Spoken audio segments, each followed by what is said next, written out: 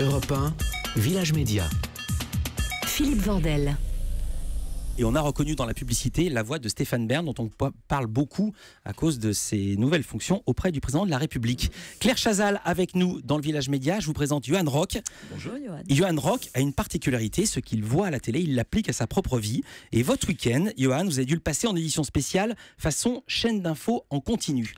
Oui, Philippe, je reviens de Normandie où j'étais chez Christian et Léa, un couple d'amis invités à passer 2 jours à la campagne. À mon arrivée, pourtant, Christian souhaite me parler. Il me dit « En ce moment, c'est tendu avec Léa, faut qu'on prenne une décision. Mais surtout, t'en parles à personne. » Évidemment, comment pourrais-je trahir le secret d'un ami qui m'accorde le privilège de sa confiance?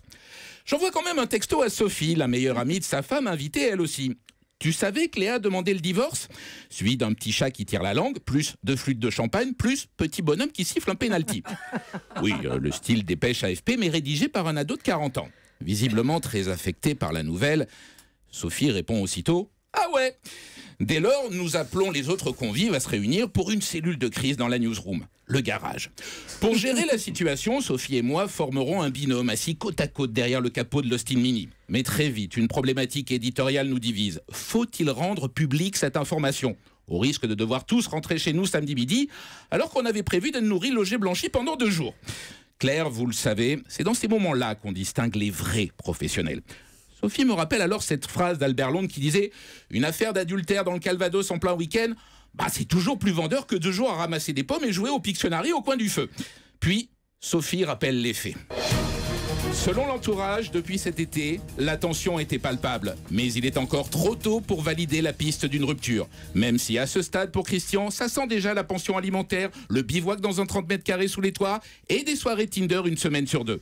Je donne alors la parole à Michel, notre éditorialiste. C'est l'érudit de la bande. Longtemps, il a été abonné à l'Express, ce qui lui permet d'accumuler nombreuses connaissances sur le monde, ainsi qu'une dizaine de cafetières gratos offertes à chaque abonnement.